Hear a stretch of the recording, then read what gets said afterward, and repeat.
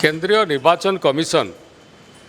जेतेबेले निर्वाचन अनुष्ठित होईची तांकर गुरु दायित्व थिला से प्रेसमिट करचंती एवं निर्वाचन किपरि शांति श्रृंखला सहित अबाध निरपेक्ष भाव में हम तापाई समस्त प्रकार व्यवस्था करचंती दायित्व मध्य नैथिले किंतु सरकार दल छाड़ीदेला परे समस्त विरोधी दल समस्ते चिंता करुले जे कौनसी ना कौनसी जगार ईवीएम रो एवं जो ईवीएम रो जो संख्या होची भोट पुलिंग भोट गणति परे जो भोट मिसा जाउची सेथिरे कौनसी ना कौन जगार तालमेल खाऊ नाही सेतिपाई कोर्ट रे मध्य माननीय कोर्ट को पाखरे मध्य सेतिपाई निर्वाचन कमिशन को कोर्ट रे निर्वाचन होइतिला पिटिशन दाखल कराइतिला कोर्ट मध्य जेहेतु निर्वाचन पाखे आस्तिला सेथिरे आ विशेष हस्तक्षेप करिना एवं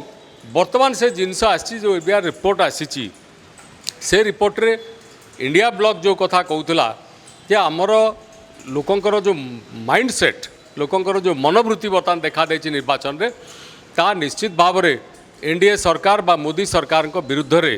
जनमत प्रकाश पाउछि से 400 पार कथा कहउचंती किंतु एपटे जो संख्या से 272 संख्यार अधिका आसियो बोली इंडिया ब्लॉक दाबी करथला घटना चक्रटी है निर्वाचन अनुष्ठित होईची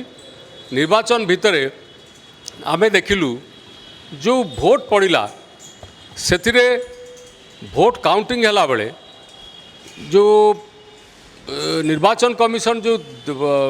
देले कमिशन रिपोर्ट देले जे सेठी हठात करी 2-4 घंटा परे बा 2 दिन परे हठात किना परसेंटेजटा बहुत बढ़ीगला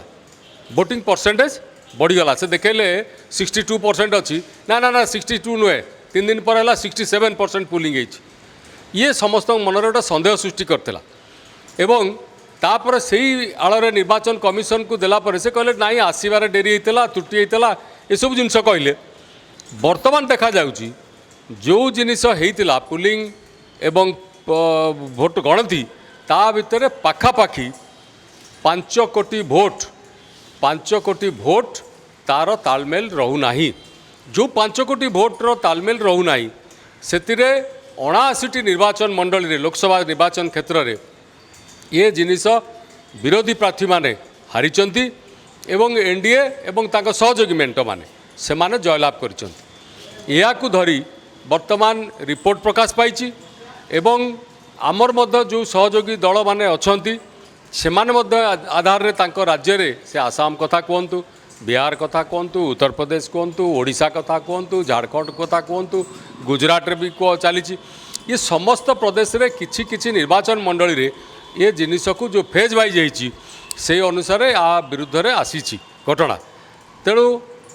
आपको वर्तमान जेहेतु निर्वाचन सरी जाइए फल प्रकाश पाई जाइए एमपी माने मध्य जयलाभ कर खुशी मनाउछंती किंतु एक सांघातिक प्रक्रिया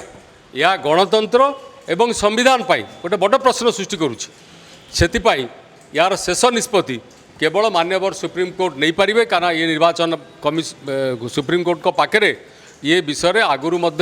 दाखल होती केस विचाराधीन अच्छी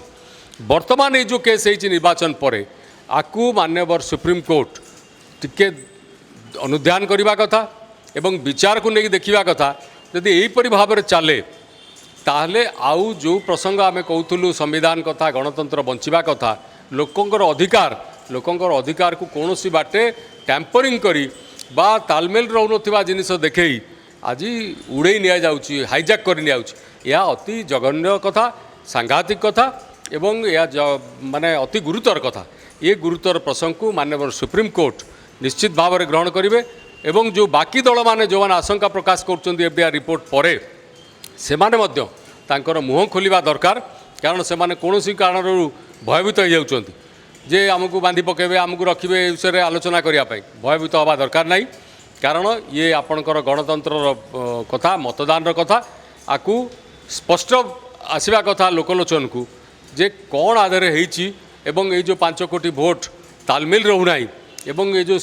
गोटे 2टा सीट कथा नुहे 80 सीट जो थे कि गोटे सरकार पतन हो जापे गोटे सरकार गठन हो पारे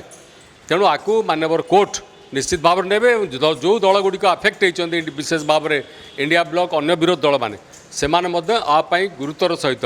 विचार विमर्श करी आगू किपर नेबे मुखा खोल जिनसटा लोकलोचन को आसो तापाई तत्पर हवा दरकार। निश्चित भाव में आमर जो क्लोज फाइट सब अच्छी जो जगार हवा कथा सेठी आशंका प्रकाश पाँच जिनस न होती माने ना किंतु पाखापाखि बीजेडी जी सीट से गणतंत्र लोक भोट दे था यह हाइजैक करा जाय थाए ता अति चिंताजनक विषय केते गुड़े जगार अति क्लोज फाइट लास्ट पर्यंत चलता सेठी यही जिनस जदि घटी थाए 18 हो न पारे 10टा हो पारे 12टा हो पारे जहाँ हो पारे संख्या ताकू गणति एवं भोट पुलिंग एवं